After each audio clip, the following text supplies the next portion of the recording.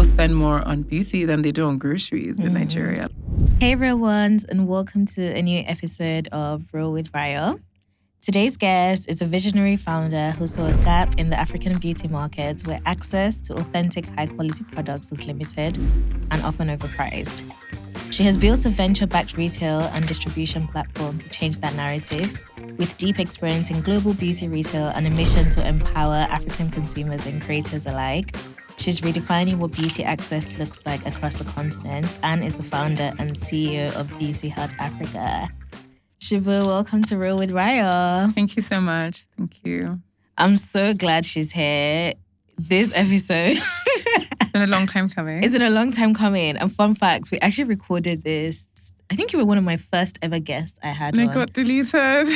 Yeah, you remember, I remember when I started the podcast, she was one of the first ever people I knew I wanted to interview. And we lost the footage. I was so upset. But it was remote at the time. So I think it's worked out that we've actually been able to... Yeah, also so much has changed since then. You've grown so much. Then it was Skin Science Africa. Now is... then it was Skin Science Africa. Now it's Beauty Hut Africa. You've scaled so amazingly. I think as people as well, I'm sure you've changed as well since then. Yeah. I definitely have. But I'm really excited. Okay, let's just do a quick beauty this or that. You're a beauty girly. I'm a beauty girly. So full glam or skin first beauty? Skin first. Full glam. Very skin first. I'm so lazy. I just don't wear makeup often. Yeah. It's just because I can't be bothered to for the most part. So I'm definitely skin first. Well, you have amazing skin, so Thank you. Luxury beauty or drugstore beauty products? Luxury. Same. Nigerian beauty brands or global cult brands? That's a tough one. I don't have an answer because I think they're both amazing. But I definitely think that Nigerian beauty brands are very slept on. Very slept on. In terms of like cost and affordability, I definitely think they are at a great price point. And I think it's just been really interesting just learning that because it's not international doesn't mean that it's not like quality of global standards. So like separating those two things make that question difficult. But I don't actually think that a lot of the time I think that in terms of efficacy, they can be very similar. Nice. Packaging or product performance? Product performance. Bold eyes or bold lips? Neither. Oh my goodness. Really? That's actually so interesting because I wear nothing on my eyes and oftentimes wear nothing on my lips. That's because I have really dark lips. So whenever I lip liner always matches my lip color. It's a really weird, it's a really weird thing. So like I literally go off so easy without having any lip color. So I'll do my whole face, but my lips will just be my lips and I'll have like lip gloss. But you wouldn't notice it immediately because my lips have quite a dark outline. Yeah. Founder hat or creative director hat? Founder hat. Building quietly or building loudly? Quietly, but not for the obvious reasons. Why? I'm not a loud person. Like I actually just don't share that much. But I also do think that quietly helps your audience be yourself in that you don't feel like you're performing for other people. So I think that's my reason, not because I think anything needs to be a secret. Because if you do approach me, I will share. But like, it's not like I don't pray much less than I should. I just don't. I don't say I talk about my journey as much as I should, but it's not because I'm hiding anything. But it's just because I'm not that expressive of a person in terms of like social media and things like that. So I would say building quietly is how I've done it, not necessarily like a preference. Yeah. Nice. Fillers or Botox? Botox. I've never I think for me, I just think that what they do is very different. And I just feel like a lot of people looked botched in terms of the amount of filler in their face. And Botox is not really adding to your face. So I'd say Botox. Yeah. Trends or timeless beauty?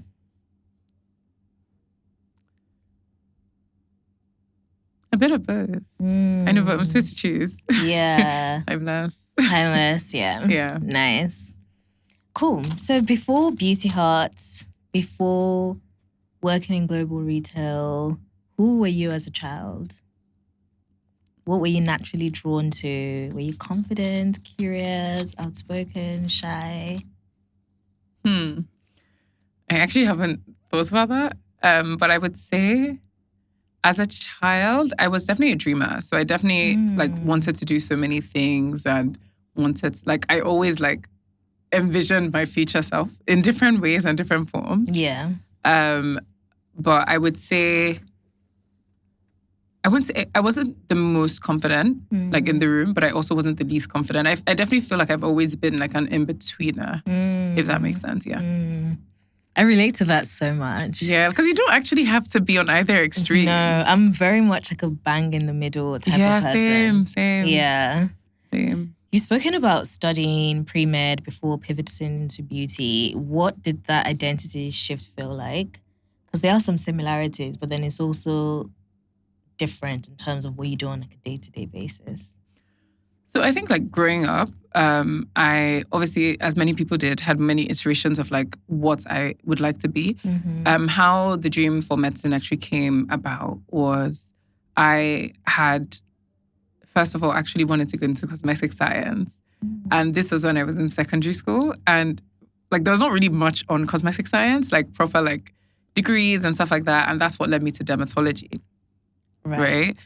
And then, anyway, from dermatology, obviously you have to study medicine to be a dermatologist. And I had different iterations of what the dream in medicine looked like since then. Definitely deviated from dermatology. But I think when I got to the point where after my first degree, the next step was now going on to doing that medicine is when I had started exploring the idea of what is now Beauty Hut. Right. And I essentially went down the other path. Yeah. And I think that as somebody that's a doer, being in school almost feels like doing is on pause. Yes. And it's not because I think maybe in another world I would have gotten to study medicine. But studying definitely, again, I'm not against studying, obviously not. But it definitely feels like some sort of pause. And I think the idea of going into med school for that many years just feels like a drag in terms of time. So that wasn't really my main reason, but I think that I got so caught up on the idea of the beauty retail infrastructure and solving that at a time where I could choose between the two. I hadn't started medicine yet. Yeah. So yeah, I went that way. That's so interesting. Looking back at your younger self now, do you identify some parts of who you were in who you are now, and how do they show up in how you lead, for example, in your business? I think that I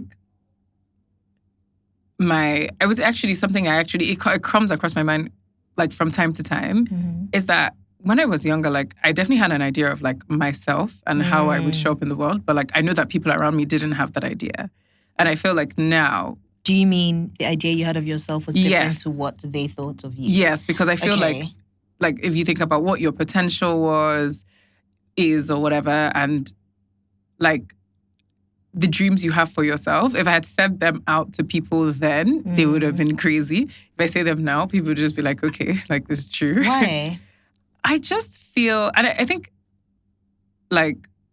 obviously as a child, there's no fault to it, but I feel sometimes you get really caught in an idea, you know what you're capable of, but nobody does because you haven't shown people. And I feel as a child, I was in a position, or as a younger person, I was in a position where I hadn't shown people, but I've always known that I was a capable person. That makes sense. Yeah. So a lot of the things I do might be a surprise to other people, but have never been a surprise to me. Yeah. Because I've always envisioned my best self.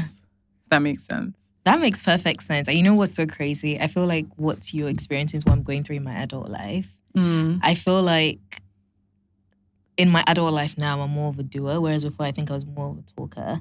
But then now I'm so sacred and private about the things I want to do. And I end up just doing them. And then it actually surprises people because I don't talk about it. But then deep down, I knew. You knew. This is the plan all But that's along. the best place to be, right? Yeah. I think the best place to be is for you not to be surprised and everybody else. Yeah, of course. I generally feel and it, even confidence so that it's always in there. Yeah, exactly. So Beauty Hut was built to solve systematic problems like counterfeit products, lack of access, lack of trust. What principles were non-negotiable from the start? So when you're building in an emerging market, and the one we're in being Nigeria, the first thing that you have to build is trust. And I'm really grateful that I knew that. And I was very strategic about it from the beginning, in that if we build anything first, we don't have to be the most affordable. We don't have to be the most beautiful. We don't have to be, we don't have to be so many things. But what we have to have is the customer's trust. And that's because there is a massive proliferation of counterfeit and substandard beauty products in this nation. So your first instinct as a consumer is to question the authenticity of the products that you're being sold. So we knew that the first thing that we had to solve was just people being able to trust us. Didn't mean everybody being our direct customer, but everybody knowing that, say I was to become a customer at Beauty Hut, I trust everything that is within it. Yeah. That's really interesting. How did you find or know that from the very beginning? So I think what really helped was building the first iteration of Beauty Hut, which was Skin Science. Yeah. And it helped me actually build a lot of customer data and understand what the customers actually want. Yeah. And I think the first thing I noticed about Skin Science was how well it did. Even to people and I was selling to people I didn't know. And it wasn't because anybody knew us. It was because, oh wow, I finally found a place that has the original or the authentic this or that. Yeah. So I knew that was what was a unique selling point at that time. Because there were a lot of brands didn't have distribution in Nigeria the way they do today. There's been so much change from then in COVID to now, where the beauty retail market at the time was a reseller's market. Everybody that was selling was just buying and bringing it in. There were no direct partnerships with the brands. And, that's obviously what we've built today. But it didn't exist when we started. So, but people were still able to trust us. And I knew that it was that authenticity piece. So if I was going to build with anything first, it was that authenticity piece. Yeah. So I'd say that having that first iteration, and I always say to people that you don't need to jump into the big idea immediately. The dream for Beauty Hut came years before it actually started. And I feel if I didn't test out so many things and if I didn't go through so many learnings, I wouldn't have been able to grow as fast as we've grown this business. Yeah. But didn't have all of that insight. So all of that insight has really helped. Yeah. In that I knew that even if we didn't have a website, didn't have a logo, there were things that had to happen first. Yeah. So I would say that was, Yeah. I love that you've spoken about your growth because I think that's been so impressive. How did you know at what point it was to start delegating and to start hiring more people from building Skin Science Africa to Beauty Hut and how big it's grown? The other day I was at an event, a networking event, and I met this really lovely girl. And she told me she works on the partnerships team at Beauty Hut. Oh, yes. And I remember when she said it out loud, because we all had to introduce ourselves. And when she said I work partnerships at Beauty Hut, everyone was like, ooh. And it was so cute. And I was just wow. You've grown such an established business in what's in business years, I would say is quite a short amount of time, but it's been consistent. So I think that my most straightforward answer to that question is, in the first year of Beauty Hut, we grew faster than I had planned. And that was very painful. Really? Growth is actually a very painful thing. We're still in what I would call a painful growth season. And I don't know if it will stop anytime soon. But it taught me, if anything, it taught me that you need to think that you are bigger before you are bigger. So we needed to think like a bigger business so that we can grow into that bigger business. And I think that we exceeded space. We were short on people. We couldn't fulfill orders on time because there's too many versus the amount of people in those fulfillment teams. And our growth outpaced our systems so fast. And that is painful when you're the one experiencing it. So I think that from that first year, like my major learning was to build my dream. And I say that more that like when you act like you're a small business, you remain a small business. So I feel like from that time on, I was like, you know what, we have to build for like tomorrow plus 10 years. Right. You know what I mean? Like we have to actually like be in a bigger space, knowing that we would one day fill it rather than being in a small space and then one day exceeding it. So I think that was basically my mindset after like experiencing that in like such a short amount of time. So I would say that's like what motivated us to start building faster and like growing the team faster. But I will also say like delegation is easier than it sounds. And even when you have a big team, you still end up doing so many things yourself. It's been it's very tough. I think that's just like the truth in that like you're to successfully grow or like based on my own experience, your hands still have to be in a lot of things. Like delegating is also a quick way to ruin things and lose control in a bad way. I think that like there's definitely things where I'm hands off. And a lot of that is also building up certain people in the team to be able to completely control certain processes. But I think that like what I've learned as a leader is that you do need to be involved. So again, like I think certain things sound nicer on paper than they do in real life, because I definitely see periods of time where I'm literally completely hands off something and there's things that have gone wrong. And I think that will happen and that's how other people will get to learn.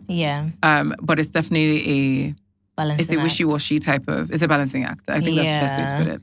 That's so interesting. I want to touch on the painful growth that you experienced. How did that affect you personally? I think that I spent a lot of time being both overwhelmed and underwhelmed. And it's a really like unpleasant feeling like there's so much going on, but also feeling like not much is going on that's like feeding you in a positive way. And it's not a nice place to be. And I think it puts there's a lot of pressure on you naturally from growth, but like not being able to match that growth is like tough. Especially when it's your vision, I imagine. Yes, especially when it's your vision, especially when it's your responsibility. Because if anything, Beauty House has given me such a crazy amount of responsibility. How do you manage that? I mean, I'm okay with it. I'm definitely okay with it. But like it means that you can't switch off. It means that you can't like there's no breaks in reality. And don't get me wrong, I take breaks, but they're definitely like hybrid breaks. But I think it's one of it's one of the cons of being a founder. You really like if you switch off, the company can be affected by that. So I think like obviously as we grow, that becomes less true. And as there's more people stepping into leadership positions to supplement the work you're already doing, because I'm a solo founder and that's also difficult, right? But I would say that ultimately how I would say it's affected me as a person is just not being able to switch off has been a big one. But then also like I'm also not that mad about it because I did understand that and I do understand that that's the sacrifice that it takes to build a successful business. Like it's not supposed to be like easy. Fun and easy all the time. That's so real. And you also spoke about being a solo founder. One of the things that I always think about is also having a solo podcast. Sometimes I wish I had a co-host because I think some certain things would be a bit easier and like we could even just have someone to like be a sounding board, but also have someone to manage the responsibility and the roles that comes with it. And as a solo founder, do you find yourself being in that position sometimes where you think, I wish I had a co-founder, or you're like, nah, I'm good? Yeah. Being a solo founder is extremely hard. And I think that even before I was in a position where I was like, I wish I had a co-founder, people will tell you that you need one, especially when you are building a venture-backed company. There's a lot of people that their mandate is to not invest in solo founders because it's like too much key person risk. So that was a struggle I had at the beginning of the journey. Like not having a co-founder is something that was kind of frowned upon. And it makes you feel like you're not capable before you even get to be tested. And I think I now understand why. Even though I think I've done a good job at being a solo founder, I understand why there needs to be multiple people leading a business. Because as you said, like there's a lot of responsibility. You do need sounding boards that are not your friends, right? And so there's certain things I do understand. But then again, I also feel that the solution doesn't always have to be a co-founder in the sense. I think building your team in a way that everybody has a sense of this is something I am building as well is also so important. And I think what I love most about like building Beauty Hut is that like there's people that like, and I think in fact what I value most in terms of building a team and what I look out most for is ownership. And like ownership doesn't only have to like start and end with the founder.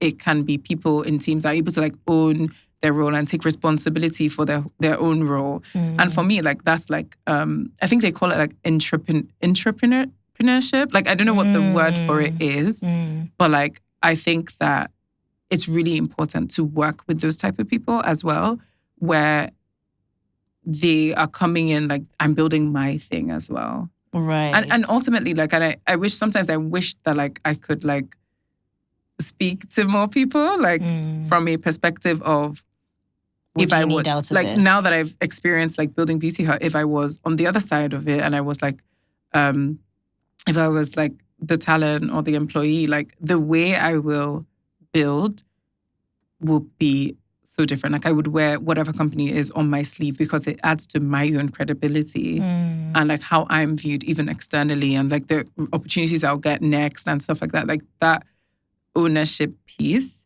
is something that I think that prepares you to be a better person even outside of what company you're working at. Like even like progression, like the people that I've seen progress and I've watched progress are people that are owners, regardless of whether they're the founder or not. I think that's solid advice. And I've never heard anyone put it or frame it in that way. It's so true. And it ties into why personal branding is so important now and why everyone is talking about building a personal brand.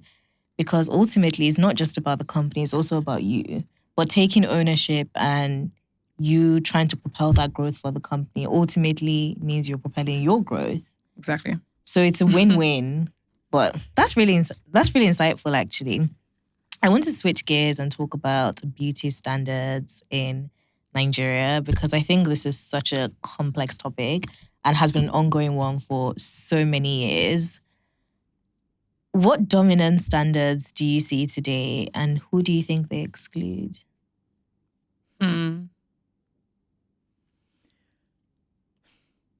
So when I think about beauty in the context of like Nigeria, I really like the topic because I think more than people are ready to admit, beauty is like a currency in this part of the world. A huge one. And not just like in terms of products, like beauty services, like ECC add up to this, like how beauty shows up. So when I think about it, like when you think about it in general, people spend more on beauty than they do on groceries in Nigeria. Like people don't talk about that. Like people don't talk about the fact that like to go to parties and go to weddings, like people in this part of the world, in Nigeria specifically, because you don't see these things playing out across other African countries where I would get a makeup artist to go to attend a party or a wedding that I probably don't know whose party it is or whose wedding it is. Get a makeup artist, I'll get a new dress or like sew a new outfit and do my hair. A whole investment just for like a couple hours of your life in what you look like. I think the honest truth about it is that beauty is, a currency and is it is a big thing right here. And I think that over time, those dominant trends have changed. And I think we're leaning in a good direction. But I think that like certain things still exist and certain like biases still exist. I think that beauty trends in Nigeria still favor lighter skinned women. They still favor people with flawless skin, in quotes. And I think those things are a problem. But I do think those things are getting better. And I think that one thing I love is that right now, more than ever before, people are celebrating like confidence in whatever, and like beauty, whatever way that means to you. And that's something that we really like champion at Beauty Hut, and that like we're here to like help you curate your best self and not like a specific standard. Exactly. So I think while those exist, I definitely like think that we should also celebrate the fact that like the rates of like things like bleaching have gone down significantly. People are, pushing like things like acne and marketing content, and like they're not like, people are not editing those type of things out as much as they once were. From photos and stuff like that. So I think that I think that we should also celebrate that. I think the trends and like, or the negative trends are reducing in some sorts. But I think that overall, we would always be a country or a nation that celebrates showing up as your best self, whatever that may be. Yeah, really well said. And I think there's tension between global beauty ideals and local identity. And I know you spoke a little bit about it in like your Marie Claire interview. That's so long ago. Yeah, I know. I had to do my research. But I think it's just quite interesting that sometimes what we see in, for example, like America and, rap culture and like hip hop, those trends almost start to trickle down here. And it's quite interesting because like whether we admit it or not, we are influenced by that because we consume a lot of like their culture. But how can, from your perspective, like how can we protect our own natural or our own original like ideals about beauty? So even things like, for example, like this is of course not exclusive to like Nigerians or Africans, but like having a gap in your tooth. I know, for example, like in Yoruba culture is seen as something very beautiful and like an admirable trait, whereas veneers have gone. I mean, I'm not opposed to it, by the way. Like, but veneers have been widely marketed and gone through the roof. So, what do you think? So, what do I think in terms of how we can protect some of our ethnocentric like beauty ideals? Yeah, so I think the first way is celebrating it. I think that the best way for things to stay relevant is for us to keep talking about them. And continue like celebrating, talking about it in a positive way, so that the people that do fall into like to whatever standard it is, and people that do represent them don't feel like pushed away from the narrative. And then also like I think that one thing that we have to continue to push is individuality. And I think sometimes when there's a lot of like Western influence and just influence in general, and like the way that social media is today versus years ago, like you've constantly fed content that would want you to fit a certain ideal or whatever it is. And I think that it's being able to like filter through that and know yourself and like be true to yourself and like what your ideal self is. I think that would be my answer. It's a tricky one. It is. For sure, because Western influence will exist. Even without the West, there will be those conversations happening. But it's also just like, how do you continue to celebrate those different beauty standards? And I think that like in terms of Beauty Hut, it's like the people that we use in our marketing material. It's like the type of things we talk about. You need to keep these things staying relevant. You need to continue to educate customers. Like I think also like when I think about things like bleaching and stuff like that, is that the only way to like stop those things is to reduce the access to them. So I think that like as a retailer, in terms of what our responsibility is to constantly like show people, you know, what is still beautiful, right? And then provide access to what we know is healthy and safe, right? Because it's not like, I mean, it's a larger topic, to be honest. But that's my answer. Have you personally had to unlearn any beauty beliefs as a woman and a founder? I feel like those are two different. I think as a woman in Nigeria, I think we touched on it earlier in that I would say at the beginning of my journey, like even into Beauty Hut, I think one thing that people like, I think that even I would say me at a point might have believed is that like international products are better than local products. You know, we just touched on that. That's a good one, actually. Yeah. And I think realizing that actually that is not true and then learning that and just being so open to trying so many different African brands and African products, like you realize that what the local brands don't have is access. It's not that they don't have like great products. It's not that they don't have great ingredients. It's that they don't have the reach and the access that these international brands have. And I think packaging is an important thing. Don't get me wrong. Yeah. But like, at the end of the day, like the product is what is most important, right? So I think that's something that I've definitely had to unlearn. I think that like 10 years ago, I might not have been like dabbling around with like African-made products. Yeah. But like in the last like 5 years, I love them. Like, do you know what I mean? Like I've tried, I've experienced, you know, a lot of those products. And it's like, wow, like this is amazing. I just wish more people knew that. Knew about it. Yeah. I love that you always post about good beauty products as well that you recommend. I'm always screenshots like, I need to try this. I need to try more this. Of that. I need to more of that. I love products. You actually should. Being selected for ARM Labs, Lagos Techstars was a major milestone for you, I imagine. What changed after funding and what didn't? So I guess for the context of the viewers, Techstars is an accelerator program that invests into businesses, typically at the early stage of a business.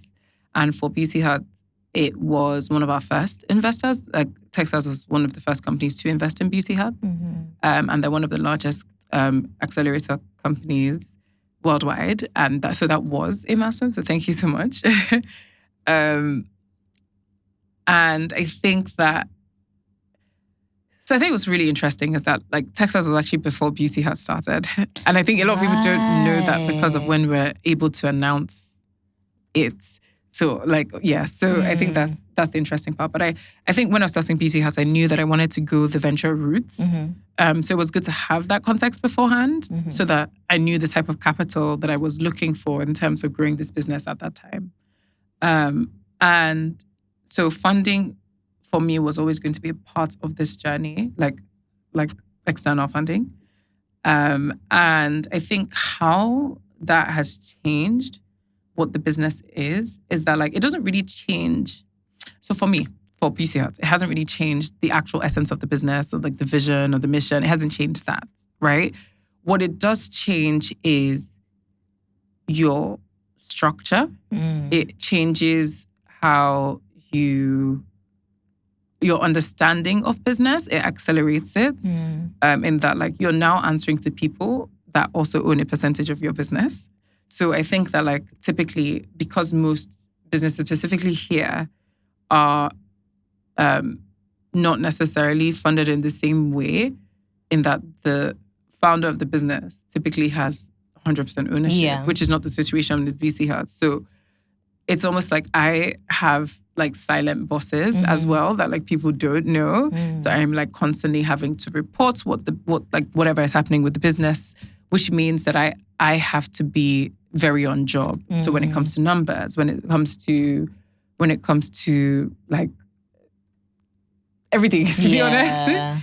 What's that so like? It's like, it's not the most fun, but it's not terrible either. Okay. But it just adds a layer of complexity that you sign up for. Okay. And it makes you also think about your business in terms of numbers as well.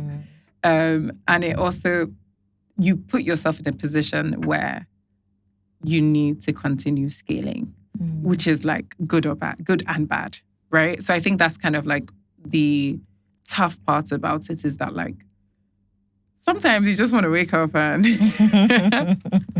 exist. Yeah, just coast. You know what I mean? And even as a business, it does require effort to move the needle every day.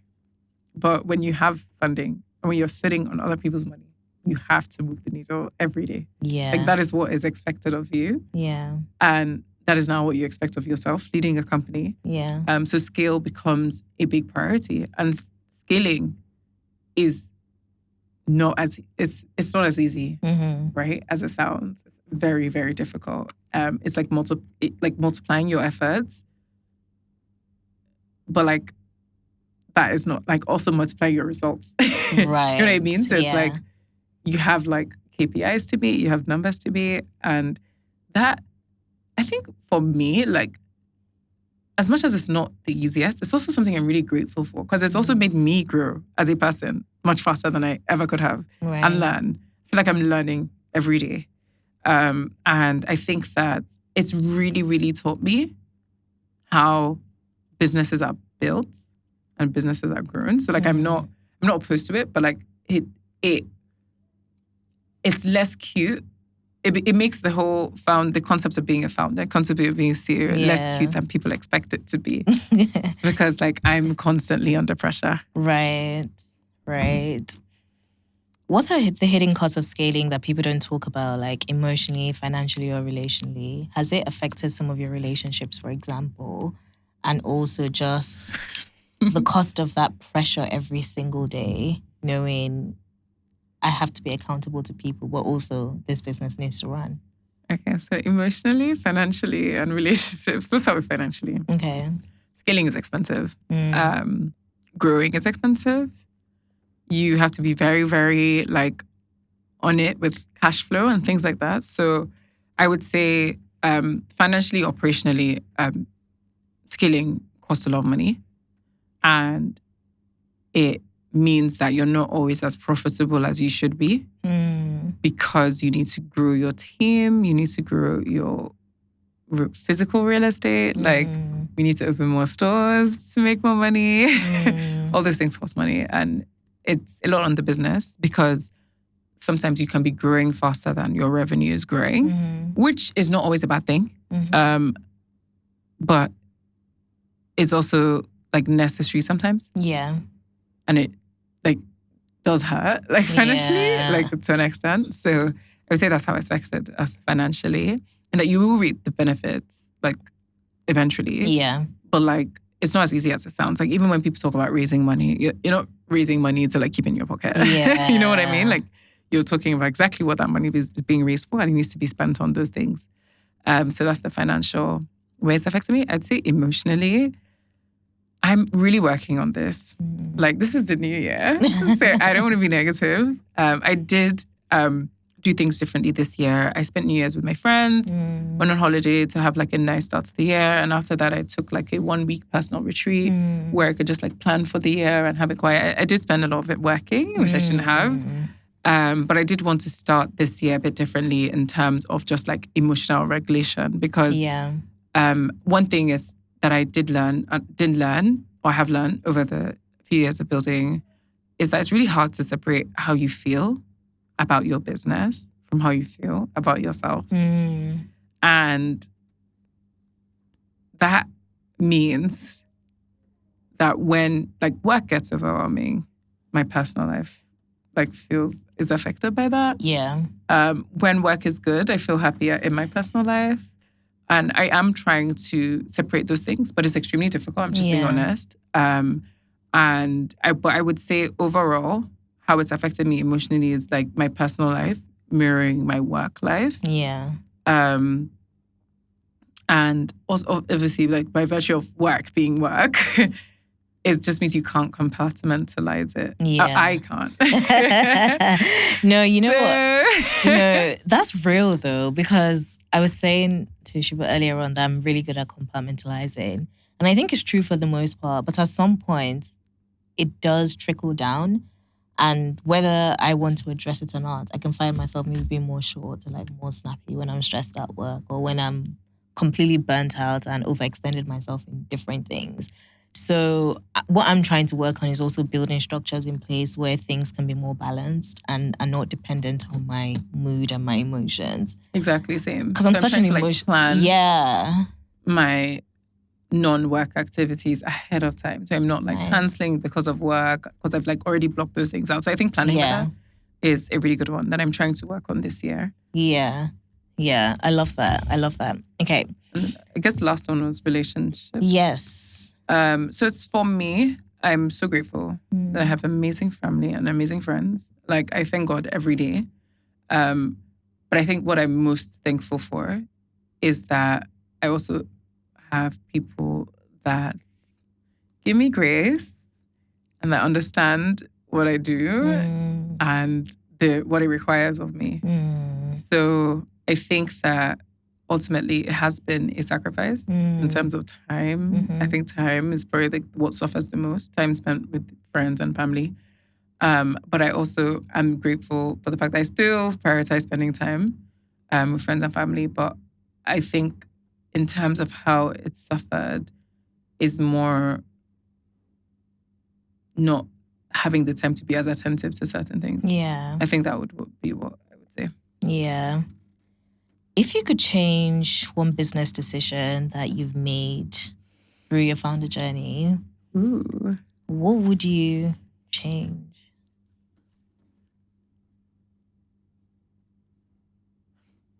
I actually don't have an answer to that. And like, not in a bad way, but like, I think it gets to a point where you realize that not every decision you make will be a good one. But like how your perspective on how you switch that narrative is also really important. Yeah. So I think now, probably more than before, I don't really, like if I make a mistake, I charge it to the game and try not to make the mistake again. Yeah. I don't like dwell in the mistake because I actually like have to make decisions every day, every hour of the day. Like genuinely, not all of those decisions can be good. Yeah. Like they may not be the best for the company. And I think that when you have the perspective of, okay, I've made a bad decision, how do we change this?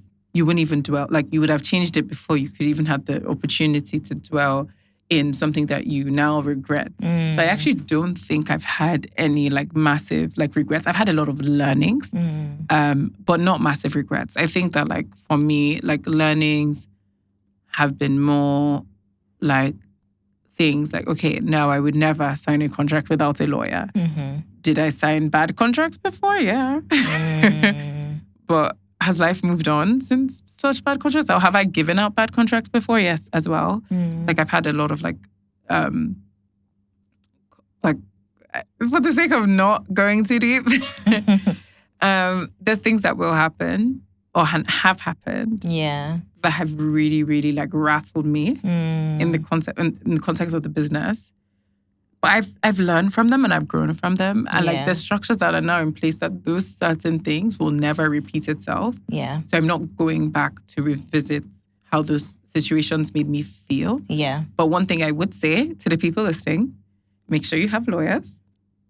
Make sure your finance teams, like your accountants and stuff, like one of the first teams you build. Like these are mistakes I made, right? Employee contracts are important. Confidentiality contracts are important. Yeah, I've seen a lot. But they can you are give us also something juicy? I honestly now don't know if I can on camera, but I think you will learn. But I would say get things right first. Like don't think that like, I think one of the things, and I don't want to touch on the specific issue because I can't anymore, but I would say like just touching on that lawyer aspect. One of the funny ideas I had, and I know a lot of people have them because I've had this conversation now a million times, was thinking I can write an employee contract myself or just like ChatGPT. I don't even know that ChatGPT existed at that time. Yeah. Or like just like those type of things should not be done by you. Another big mistake was like not having like an account, like our first accountant should have been on day zero of the business, but that just wasn't the reality. So like we had a lot of backlog. So my thing is that like, I think that at the beginning, because you're like cash strapped and you know what I mean, you make decisions that are a bit silly because you feel like it's not time yet. Yeah. But if you go with the perspective of building a business with structure from the start and doing the right things from the start, like you would avoid quite a few mistakes that I have made. So I would say like, yeah, don't dwell, but learn from situations immediately. Like when something bad happens, like what can I take away from this? What do I need to change now, tomorrow, whatever it may be? And that's kind of like how I move now. I don't have the time to be sad about things. Like I actually don't have the time. Real. So, and that's like, I think that's a blessing as well because like I don't have time to dwell on things. That's literally how I feel. What is the future of Beauty Hut Africa and what other avenues are you looking to explore beyond retail? Oh, beyond retail. And also, what other avenues are you looking to explore? Because I know you have stuff up your sleeves. We do. Stuff that I may not be able to share now. Okay. But we do have a lot of amazing plans for Beauty Huts. And I honestly can't wait. I think that's one of like the most exciting parts about like building, just knowing that there's so much more coming. Mm-hmm. It's just exciting. Yeah. Right? Like the little things that are coming, the big things that are coming that I can't talk about. Oh my gosh, you're teasing me. So yeah, it's exciting. What other avenues apart from, say even you as a founder, is there any other thing that you're keen to explore? Apart from beauty? Apart from beauty. So I think where I am now is that like it is really time consuming to do Beauty Hut. Like people that like are serial entrepreneurs and have so many things going on at any given time, I really commend them. But I've just also realized that that's not me. And I think that like there's this stage of acceptance of who you are that you get to that is actually like, what's the word? Comforting? Yeah, comforting. Because now I know who I am, what I'm capable of, and I'm actually not capable of doing so many things at the same time. So for me, like right now, Beauty Hut is that thing that I'm doing. Are there like so many other things I'd love to do in this life? Maybe like one day, yes, definitely. But I think that like what I don't want to do is like spread myself too thin. Yeah. So I'm very happy where I am now. But in terms of like now growing Beauty Hut into other verticals, so Beauty Hut is actually a B2C and B2B business. Yeah. We don't really talk much about our B2B business. We will be talking a lot more about that this year. But this year is really thinking about how we can actually service other businesses. I think that Beauty Hut has done incredible work, but I think that there's room for more companies to benefit off that. Yeah. So we are expanding our B2B reach, which means that we are working with a lot more companies to bring your favorite like global and local brands to you in countries that are not just Nigeria. Amazing. Which is exciting. And in terms of product offering, we are expanding that from not just being, typically right now we have skincare, makeup, hair care, and fragrance. But we're expanding that to be like what do women like love?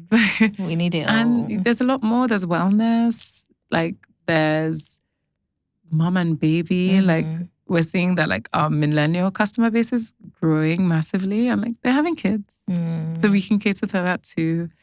I think like it's really interesting to watch your concept grow as your consumers grow. And I think that like one thing that we are really watching is our consumers and like listening to our consumers and what our consumers want and what our consumers are going through in their own personal lives and like building Beauty Hut to be able to match that. Yeah, that's really, really insightful. Did you ever experience imposter syndrome? Like, oh my while God, scaling? I did. I posted this on my story like last year. Oh, for real? I used to read so many imposter syndrome books. I'm embarrassed. Like before I started Beauty Hut, I kid you not, like if you go on my phone, like my books history, you see so many books about imposter syndrome. And like, it's like, how did I transition from like being in that phase to like where I am now? Yeah. I don't have the time. Like sometimes you just have too much time on your hand. That's why you feel like you have imposter syndrome. And I think it's what we spoke about in that, like, when your capability is inside but not external, I think that's probably what was happening to me at the time. But I knew what I was capable of, but I knew that other people didn't see that. Yeah. And didn't make me feel like they saw that. And that really affected me. Because I think that, like, typically people that do feel imposter syndrome are actually people that are capable. Yeah. And I think that, like, how that has now changed, was when all the things that I knew and felt about myself inside became very external expressions of myself. Yeah. And nobody could tell me that I couldn't do things. Yeah. Because I've done. You have proof of concept. And I have proof of concept. And I think that, like, when you're busy, when you're really, really busy, you don't have time to be thinking about what other people are thinking about you. And not because I wasn't busy then, but actually more because I was using my free time to think negatively. And, like, that just wasn't the best place to be. So I think how that has changed is really just, like, doing. So I would say anybody that's, like, facing imposter syndrome, like, that whatever that thing is that you feel like you're capable of, just get out and do it. Like, get out and do it. Because then you'll be like, when you put what you're feeling into the world, then you're no longer an imposter. Like, that, you're not exactly. an imposter. Yeah. Because you are doing and you have shown yourself more than, and showing yourself is more important than anybody else. Like, I don't actually care what else people think about me. So I think I've shown myself that all the things I thought about myself are true. Mm-hmm. And I think, like, I kind of, like, it wasn't even something that I had to, like, keep on revisiting. Like, I just one day looked back and I was like, what happens to that phase I was in? So, yeah. I love that. So we're going into the final question. It's rapid fire. Ooh. So I just want to know your 3-step playbook on what founders must get right before launching. Before? Yes. Ooh. Okay, so before, which is the harder question, right? If you tell me, like, when. So I would say before. So the first thing I would say is knowing your why. Like, why are you actually doing this? In that, to build a business, you have to actually be really passionate about it. And I don't mean being passionate about, like, the subject focus of the business, right? So for instance, like, if I was a baker, for instance, I wanted to build a cake business. I don't mean being passionate about cakes. You don't have to be passionate about cakes, but you have to be passionate about solving whatever problem you're solving. And that might be the fact that people in Nigeria don't get cakes on time. It might be a logistics issue, whatever it is. You have to be really passionate about the problem. And to be really passionate about something, you need to really understand why you're doing it and, like, why you're solving that problem. And I find a lot of people don't actually know their why. I think they see a cool business idea, but they don't, like, align it with themselves and say, why am I the person to solve this problem? Yeah. Why am I doing this? Why am I building this? So knowing your why, like, what is this, like, and, like, what is this business solving is number one. And then number two is, and I think in the context of venture funding, and I think that people ask me this question a lot, two is understanding how this business will grow. Like, what type of capital you need. And you don't always need venture capital. Yeah. You can, like, debt might be a better option for you, or self-funding might be a better option for you. So, like, how this business is going to grow and how it's going to be funded is really important. But on that note, I will also say that, like, one of the biggest pieces of advice I can give anybody is to not think that they need money to start. And I think that sounds like really, like, it sounds like a stupid thing to say, like, especially from the type of business that I'm coming from. But, like, when I started, like, Skin Science, like, I had to think about ways to do things without money. So, and these were things like, I couldn't afford, like, the money I had to build a website. I used it to buy products and I took orders via DMs. I couldn't afford to build a website with the money I, like, did not have. Yeah. You know what I mean? So it's like those little things. And then, like, speaking to brands, like, can I have a payment term instead? Or, you know, like, can I pay you after the products I've sold? Like, you need to be creative about funding your business. And I think that most people just think that money should just come. And, like, not having money will train you for when you do have that money. And I think that's been, like, a really beneficial thing for me in terms of how we have been so capital efficient at Beauty Huts. Like investors always point that out. Like, wow, how have you done this much with so little? And that's always going to be something that's commendable. So that's my number 2. And then my number 3 is have a plan. Have a plan. And obviously, like, when I say plan, I don't mean writing your dreams on paper. I mean, how am I going to get from point A to point B and then from point B to point C even before I've started? So I think because I had an idea of what my roadmap looked like before Beauty Hut started, I was able to like move faster than if I was figuring it out on the jump. Yeah. So that today, like in Beauty Hut, we've planned plus 5 years on, like, we have an idea of where we're trying to be in the next 5 years and like what every year's roadmap looks like. And I think that a lot of people just wake up and say, I'm going to do this and I'm going to do that, which is great. But when you don't have a plan, how are you even going to track how far you've gone? Yeah. Like, how do you even know what the progress looks like or should look like? So I think that's be my third one. That's amazing. And thank you so much for sharing. If a girl or a woman that was in the same position you were in a couple of years ago and wanted to start their own version of Beauty Huts, what would you say to them? Do it. I love that. I would say do it. Yeah. Like, literally just do it. I love that. At the end of each episode, I always ask my guests these 4 questions. They're rapid fire, so just literally make it short and punchy. And there are 4 questions that form your ikigai, which is a Japanese concept that translates to your reason for being, so your purpose. So the idea behind it is that those 4 questions give you clues as to who you really are at your core and how you can fulfill your purpose. So quickly, Subu, what do you love? God.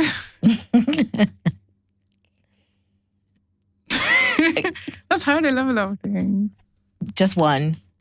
Don't think. Quick. People. Nice. What are you good at? Building. What can you be paid for other than what you do right now? Strategy. I was thinking beauty consultancy. I mean, I can think I that feel too, like but that's strategy would be more fun. And what do you think the world needs right now? Peace. Especially in Nigeria. Peace, honestly. Like, just want to have a day without like bad news. You know? Yeah.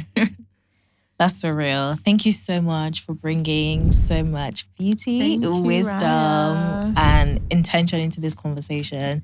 This has been so insightful. Thank you. And thanks for having me again, finally. Of course. Thank you for agreeing to come on. Thank you. Real ones, if you enjoyed this episode, please like, comment, share, and subscribe, or leave us a review on Apple Podcast or Spotify. I love you, and I'll see you in my next one. Bye.